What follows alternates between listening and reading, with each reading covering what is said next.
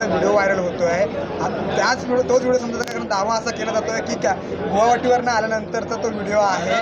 खोके तर हेच खोके का? आम्ही गेले 2-2.5 वर्ष नुसतं आम्ही नाही तर 33 देशांमध्ये ज्याची नोंद घेतलेली आहे गद्दारीची 50 खोके एकदम ओके, त्याच्यातला कदाचित एक खोका हा दिसला असेल आज.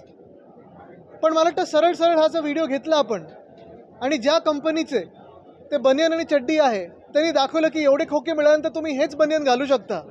ती ॲडव्हर्टाईजमेंट चांगली होऊ शकेल त्या बनियन कंपनीची. कारण आता आपण पाहतोय की हे व्हिडिओ सगळीकडे फिरत आहेत. परवा एक गद्दार आमदार मारामारी करताना बुक्केबाजी करताना आज एकतर खोकेसोबत बसले, म्हणजे ते बॅगमध्ये काय आहे आता त्याचं बदलून सांगतील की नाही ते महात्मा गांधी छापलेलेच बनियन होते, बाकी काही नव्हतं त्याच्यात.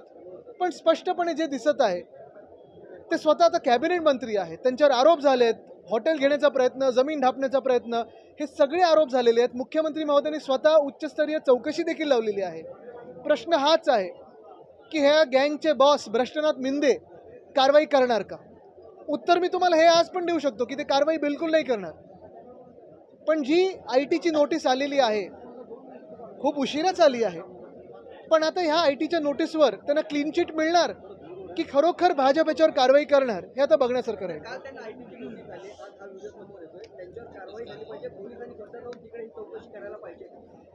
कालच ITची नोटीस आली तरी अजून ITत फिरतायत, म्हणजे फरक हे ना पडलेला नाही आहे. काल कोणाला नोटीस आल्या, कोण दिल्लीत गेलं गुरुपौर्णिमा म्हणून, आणि मग कोण भेटलं कोण नाही भेटलं ह्याची यादी आपल्या सर्वांकडे आहे.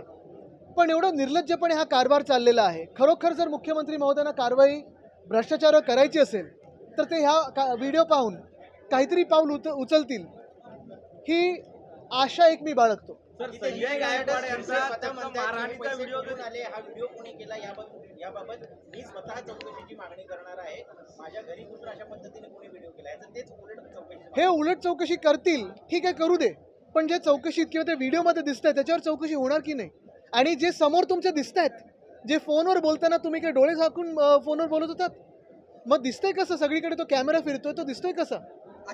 बघा, एकंदरच तुम्ही बघा, सगळेच म्हणजे ते टाचणी मारणारे, ते टॉवेलमध्ये बसलेले, ज्यांच्या खाकीत टॉवेल असतो, मग परवा तो बुक्के मारणारा आमदार, माझ हे सगळे बनियनची ॲडव्हर्टाईज करायला लागलेत का? आदित्यजी वेगवेगळ्या ठिकाणी वेगवेगळे दावे, अश्लीलताची कारवाई झाली पाहिजे खरं करतायत. एका ठिकाणी वेगळं म्हणतात की ते पैसे माझे होते, मग तुम्हाला काय प्रॉब्लेम आहे, तर दुसऱ्या ठिकाणी असं म्हणतात की तो व्हिडिओ मॉर्फ केलेला आहे. नाही, पैसे त्यांचे होते ना. नोटबंदीनंतर काय हे होतं लिमिट 2 लाखापर्यंत आहेत. 2 लाख की जास्त आहे त्याच्यात. नोटबंदीनंतर जो मोदी साहेबांनी कायदा केलेला आहे ह्यांच्यातून, ह्या कायद्यातून शिरसाटानं सूट आहे का? सर, संजय गायकवाड संदर्भात आता मरीन लाईन्स पोलीस स्थानकामध्ये अदखलपात्र गुन्हा दाखल झालेला आहे. खरं तर एखादा आमदार इतका राजरोसपणे मारहाण करतानाचा व्हिडिओ समोर आल्यानंतर अदखलपात्र गुन्हा दाखल होतो. बघा, ही मारहाण ही विधान भवनाच्या म्हणजे हॉस्टेलमध्ये झालेली आहे. खरं तर अध्यक्षांनी देखील याच्यावर कारवाई करणं आम्हाला अपेक्षित आहे. अध्यक्ष महोदयांनी कारवाई नाही झाली तर सगळेच आमदार असे हात उचलू शकतात का? ही मुभा आम्हाला सगळ्यांना आहे का? आणि जर एखाद्या आमदाराच्या खाण्यामध्ये काहीतरी गडबड झाली आणि म्हणून तो असे बुक्केबाजी करू शकतो, उद्या लोक रस्त्यावर उतरली, ज्यांचे रस्त्यांमध्ये खड्डे आहेत, जिथे पूल पडत आहेत, जिथे ट्रेनचे ॲक्सिडेंट होत आहेत, सगळे असे कारवाई करायला लागले तर त्यांना पण अशी मुभा मिळणार आहे का? ह्याचं उत्तर आम्हाला सरकारकडून पाहिजे.